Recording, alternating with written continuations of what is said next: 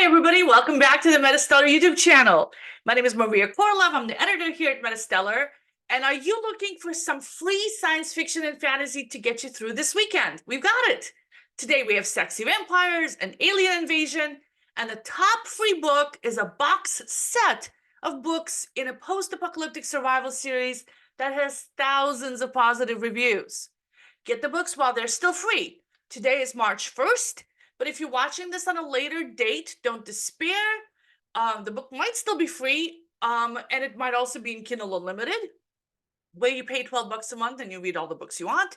It might be good enough that maybe you can shell out 99 cents or a couple bucks or whatever the book's normal price is. If you want to make sure you don't miss our list every Friday, you can subscribe to our reader newsletter, which goes out at 5 p.m. and you get a whole list of the books. That's 5 p.m. Eastern time. Or you can subscribe to our channel so you don't miss any of these episodes. The link to the full article from today and to all the books is in the description box below. For those who are new, MetaStellar is an online magazine of speculative fiction. All the content is always free to our readers. We publish original short fiction, reprints, excerpts, essays, and lots of book reviews like this one. We are able to do this and keep all content completely free thanks to our Patreon supporters. And today I was helped out by assistant fiction editor Terrence Smith and community member E.S. Foster. And Terrence and Emma are here today. Hey, guys. Hi. So, and before we get into the books, I want to let people know that our submission cycle just opened this morning for our spring short story submissions. So you've got until March 31st. We already had 33 stories that have come in already as we're taping this. And all the stories that get accepted, we pay 8 cents a word for the stories. And the stories get to be in our next anthology. We have 2 anthologies out, Year One, Year Two. And we're currently producing Year Three. And we also have merch you can buy, like this notebook and this mug and t-shirts and stuff like that. So links to that are in the description box below as well. Okay, let us get into the books. Let me pull up the first book for you guys, The Azure Kingdom by Michelle Dare. And let me make that a little bit bigger so you can see it better. And this is the first of 4 books in the Iridescent Realm, a fantasy romance series. The other books are $6 each, and they're not in Kindle Unlimited. And Tim Hugh read this for us, and he says that this fantasy book takes place in a world that's parallel to ours, and he loves high fantasy and anything magical. But this book is aimed at lovers of romance, which is not his area of interest. But overall, he is interested in the setting and the story. So it starts out in our modern world where Allison is a young woman who recently lost her mother, the only family member she had ever known, and she inherited an antique store that she isn't all that interested in. She runs this store only because it was her mother's, but is otherwise just drifting through life. And she dreams every night of being lifted off her feet by a handsome knight who has tamed a dragon. And then in the first chapter, while dealing with customers, she finds a key in an old dresser and a letter from her mom. And the letter tells her that this key leads to a parallel world, a world that her mother has visited, and where maybe her father lives. So she takes the keys, she uses it on an old door, and goes to the alternate world. And it's a medieval world where she meets a group of knights, one of whom is the man from her dreams. And he has also been dreaming about her. And she asks about her father. And it turns out that her father has a very dark reputation in this world. So Allison's going to have to deal with the truth about her father and about her birth. And she's going on a romantic journey with a knight from her dreams. So he says the novel is very well written. The author's descriptions are eloquent and detailed. The story flows very smoothly, the world is interesting, and he likes the drama that's building up around who her father is. So, so he thinks that if you love romantic fantasy, this book should be on your list. Okay, next we have Isolating Contact by Ash Remington, the first book in the Contact series science fiction thriller. And the other books aren't out yet. And Terrence Smith read this for us. Terrence, what did you think of it?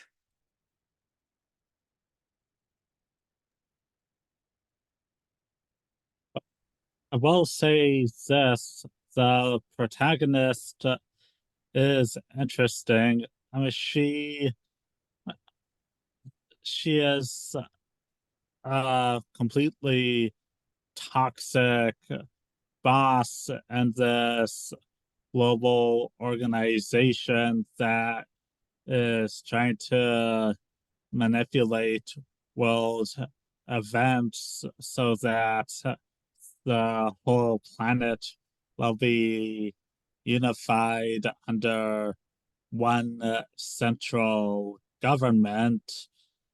And she literally treats her employees like uh,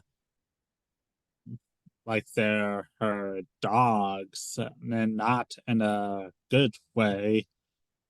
But she does have a bit of a background.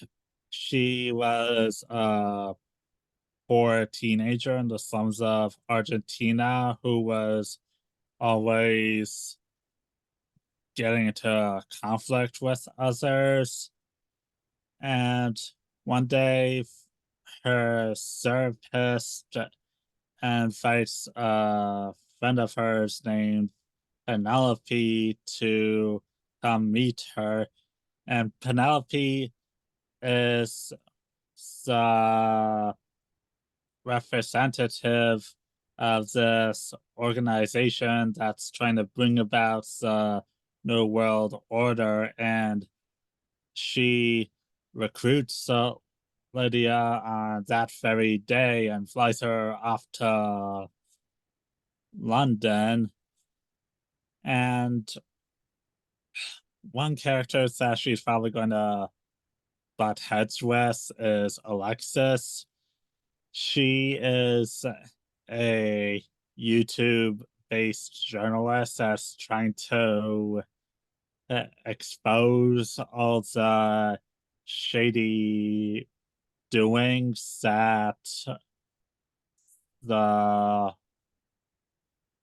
organization is up to, and Lydia both simultaneously hates her and admires her at the same time.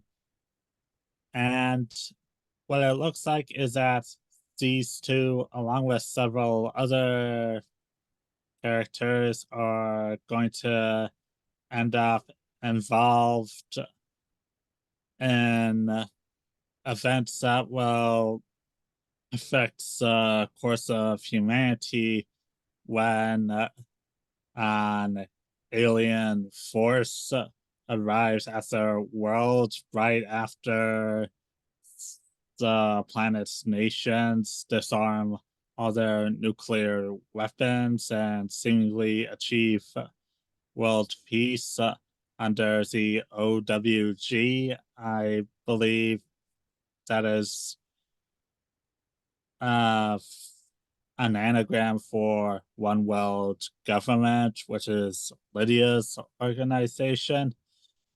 So while Lydia is a total a hole, she does have some layers underneath, and also the fact that she doesn't really relate to people or want anything to do with the popular daily gossip and social interactions and stuff makes me think that she might be a fellow autistic, because of course I would think that. So I'm curious. I might continue with this story. All right. Yeah, it sounded like it's right up your alley. Big government conspiracy, right? Alien The truth is invasions. out there. The truth, you love aliens. Roswell, Roswell. All right, next is a book that I read. Let me make that a little bigger for you. Princess Broken by Ariele. The first of 3 books in the Her Psycho Vampire Bodyguards, a paranormal romance series. The other books are $5 each, and they are in Kindle Unlimited. And so, okay, so I'm not a fan of books where the love interest is a mentally unstable vampire. And judging by the series title, Her Psycho Vampire Bodyguards, I'm guessing this is going to be the case. But I'm judging the book by the cover here, right? I'm reading the cover and it says Her Psycho Bodyguards right there in the subtitle. So let me go on. Okay, so I'm starting to read the book, and it opens with Rasputin, the creepy Russian guy who wormed his way into the royal Russian family and had to be killed several times over before it took. Maybe it didn't take. So here he is, 100 years later, he's still around. Turns out he made a bargain with a demon. In return for the power the demon gave him, Rasputin promised the demon that it could have the virginal Princess Anastasia. Since the demon didn't get Anastasia, it's been torturing Rasputin all this time. If Rasputin can find Anastasia, apparently she's still alive, though no longer fully human, he might be able to give her to the demon and finally be released from the torture, released to sweet, sweet death. So then in the next chapter, we switch to Anastasia's point of view. She now calls herself Anna. She's an ambassador for the oldest vampire syndicate in the world and is headed off to a meeting with a rival syndicate. She's got 9 bodyguards in tow. She's also the adoptive daughter of the vampire king. She's been living in the king's palace ever since he rescued her from a Russian forest and turned her into a vampire. She's also sleeping with one of the bodyguards, but she doesn't love him, but he's in love with her. It's a whole drama thing. So she thinks she's going to be doomed to a loveless life, just like the vampire king, who's been single for nearly 1,000 years, because when you're royalty, you never really know if somebody loves you for you, right? So they take a limousine to a meeting in Philadelphia with, she's got all these bodyguards around her. They go into a dingy restaurant. They walk through a grimy industrial kitchen splattered with blood, then down a staircase. And in the basement, everything is clean, ornate, decorated. There's a real Monet hanging on the wall. It's all fancy. And they meet with the head vampire of this rival group. And it's a trap. Bullets start flying. It's a trap. It's a trap. Bullets start flying. The bodyguard that she's been sleeping with gets staked. So he's not the love interest because he's dead. Unless he comes back from the dead. But he is mostly dead. He's There's mostly a difference dead, between mostly dead Plot and all twist. dead. So anyway, she's the evil vampire, the one who she's supposed to be meeting with, has 4 giant vampires standing around him as bodyguards, looking super mean, and they kidnap her as with all the shooting and everything happening. So there's a lot. He's got a whole army behind him in addition to these 4 guys. So these 4 vampires kidnap her. They take her into some tunnel. Tunnel explodes behind them. They're carrying her as she's struggling to escape and screaming. And then the kidnappers apologize for killing her boyfriend. You need more than apology for that. And after apologizing, they pledged their lives to her in return. They bow down to her and everything. And she's like, well, what kind of vampire kidnappers are you anyway? And they're like, well, we're actually hired bodyguards, and we live by a code to protect the innocent. We took you into this tunnel to protect you from all the bullets because you're an innocent, and now we've pledged our lives to you. And the four of them are giant, muscular, and super, super hot. Because of course they are. And when I was reading the book's subtitle, I didn't notice that it said her psycho vampire bodyguards, plural, and not bodyguard, singular, because she thinks they're all hot. Oh no, I know where this is gonna go. Then we switch to the point of view of one of the kidnappers, and we get the backstory. They're actually bodyguards, blah, blah, blah. And also, we get a little bit of descriptions of his throbbing, male organs and stuff. So you know where this is gonna go. This is gonna get X-rated very, very quickly. And there's one of her, and there's four of them, because why should she just settle for one when she can have all the hot guys, right? I mean, this is a fantasy. Why not go in all the way? So if that's the kind of thing you're looking for this weekend, you're gonna get exactly what you expect. And it's very readable, it's well-paced. The characters are compelling. I was a little disappointed that she let herself get kidnapped, but she was definitely outmatched. There was a lot of people there. But yeah, now you know. Next we have there we go, Tentacles and Teeth by Ariele, Sieling, the first of 7 books in the land of Zorniak, a post-apocalyptic survival series. The other books are $3 to $4 each, and they're not in Kindle Unlimited. And Emma read this for us. And Emma, what did you think of this book? Yeah, so like what Maria was saying, it is post-apocalyptic and it's got like elements of sci-fi in it, so I thought it was really interesting, like getting into it. It starts off with this young girl named Ascari, and the book immediately dives into the action because it immediately starts out with her being attacked by this gigantic tentacle like octopus monster, and immediately it delves into the description of like all these creepy tentacles it has, like the way it smells and everything. I'm like, this is the most terrifying thing I've ever heard in my life. I love this description. So Ascari is just minding her own business in the wilderness with some quick knife work, she's able to fend it off. She runs away into a nearby mountain.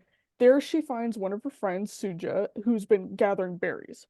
So we find out that the reason why they're out here in the middle of the woods in this post-apocalyptic landscape is because obviously there was an apocalypse, but not in the way that you might expect. It wasn't like, walking through ruins of the town, society collapsing, that type of thing. It's more like if a post-apocalyptic landscape occurred, but then fantastical creatures sort of just rose up and came out of nowhere, and they were the ones that took over the dying world, and nature sort of reclaimed its own. So I thought that was really interesting and an original take on what's been happening. So it turns out that Ascari, Suja, a lot of other people, they're living in this one fortified place called the Baratok community, and it's run by a bunch of people only called the Elders. So they're like the leaders of the group. So Suja, Ascari, they escape from the mountain because they've gotten the food and supplies they needed. They brave all these different monsters on the way. Ascari and Suja work together. They use their brains to like just defeat all of the monsters in a way that gets the best of their weaknesses. So it's very strategic. I was really excited and I just really wanted to see more of that action, like I just like, okay, if this was the entire book, that's fine by me. This is cool. So they get to the community and the elders are not happy because they're like, why did you like, go out there and there's all these dangers and stuff. But then they're also kind of impressed. They learn about Ascari and like how she was able to defeat the monsters and everything, and they're like, well, you're actually pretty good at this. But she's broken one too many rules in this community, and in order to keep everyone safe, they have to banish her.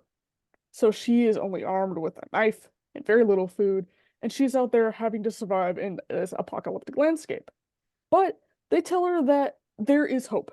If she can go into a nearby mysterious town and find this book.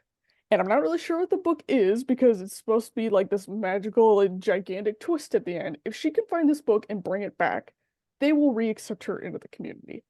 So Ascari has to go out there. She's got to travel this way on her own, by herself, and she doesn't have anyone to guide her. So, like I was saying before, I love the idea of post-apocalyptic landscapes being like nature overtaking instead of it being like the ruins of an urban city. There's nothing wrong with that. I just feel like it's been done a lot. So seeing it from this point of view was actually really cool. I also enjoyed how the action, it immediately just threw you into the world without anything being confusing. The descriptions of the monsters were amazing, and I was really rooting for Ascari to be able to just take them down. I thought, man, I don't know what these creatures are, but like this would be a terrifying world to live in, you know? So I can see why this was #1 on Kindle when it was first released, because it's very well written. The descriptions are amazing. I was rooting for Ascari the whole time. So I honestly, I really want to read more and see what happens as she continues going through this world. All right, thank you. So before we go on to the first book on the list, which got thousands of reviews, I want to thank our Patreon supporters, and all the donations go to paying for original fiction. We editors, we all work for free. Everything's donated. The website's donated. All the money goes to authors. So please support us. We really appreciate it. And if you can buy some merch, that'd be good for us too. And you get a cool mug. All right, book #1 on today's list is Life After War by Angela White. And you're not just getting one book, you're getting 3 books. The first 3 books in the Life After War post-apocalyptic series, which has a total of 23 books in it. And the other books are $1 to $6 each. They're all in Kindle Unlimited. So this box set has over 2,000 positive reviews. But then when I click through the actual first book on it, that one has more than 4,500 positive reviews. So I'm not a fan of apocalyptic dystopias, but I'm willing to make an exception. And when a book has this many positive reviews, I'm definitely making an exception. So we start out with a prologue in which we learn that there's a refugee camp called Safe Haven on an island in the Pacific Ocean. There's been a devastating war. People barely survived. Then the book starts going for real with Samantha. She's crammed into a government helicopter with some civilians being evacuated from the Environmental Protection Agency office in Seattle, and the helicopter is shut down over Wyoming. Then we switch to Ken, an officer in the Marines. He's trying to get to someone named Charlie, who's in a dorm, a military dorm, when a helicopter crashes into the building, and he's panicking. Before we find out what happens to Charlie, we switch to Angela, a pregnant nurse watching the news, and we find out that the death count is now over 5 million, with another 2 million injured and exposed, and there's a cloud that's moving at a steady pace. And she's worried about someone named Charlie. Maybe the same Charlie from the previous scene. Maybe Ken and Angela are Charlie's parents. And she has magic powers. Magic powers that she's been keeping locked away for more than a decade. And she now wants to use that magic to see if Charlie is safe, but she's too weak. Then we switch to another guy. This one's named Mark. He's on a Greyhound bus listening to the radio. And we find out that a terrorist got into the US nuclear arsenal and set off the nukes, and nobody can call them back. And other countries have already retaliated against us. And the president has ordered the evacuation of 5 major cities, declared martial law, and reinstated the draft. Mark is in the military, but he's on temporary leave to attend his mother's funeral. The leave has been canceled, but he's still going, so technically he's now a deserter. Then we switch to the point of view of yet another character, Adrian, the son of a former president, and he's sitting with some Greenpeace members in a basement, and he also has magic powers. He can make people fall asleep, and the people in the basement are blaming Adrian's father for the war. And then Adrian feels a danger is coming. He throws himself under the basement steps. The walls above them disappear in a blast, and the rest of the house crumbles in on them. Then we switch to yet another character. Kendall is on a cruise ship somewhere in the Pacific Ocean near Hawaii, and she's trying to save her twin sister because there's a tidal wave coming and is about to swamp the cruise ship. Oh my God, that's a lot of people. Are there any more? I don't know. In the next scene, we're back to Samantha. So maybe that's it for the number of main characters. It's 9 days after the helicopter crash. She survived, but was immediately captured and raped by 2 local criminals. And she also has a magic power, but it's a useless one right now. She can predict the weather. So not much good for helping her escape. But she can sense that a blizzard is coming, and she's hoping that she'll have a chance to get away from these bad guys. I like Samantha. I like all the characters. And yeah, I don't like post-apocalyptic novels, but I really got caught up in this one. I had to pull myself away to write the review, and I might continue the book this weekend. So there you go. Those are the top 5 free science fiction and fantasy books on Amazon today. Get them while they're still free, and let us know in the comments which book sounds the most interesting to you. And if you've read one of these books, please let us know what you thought of it. All right, well, thanks everybody for joining us today. Thank you, Emma and Terrence, for helping me out. I love seeing you here with me. It is so much fun. And we'll see you all next Friday. Bye, everybody. Bye.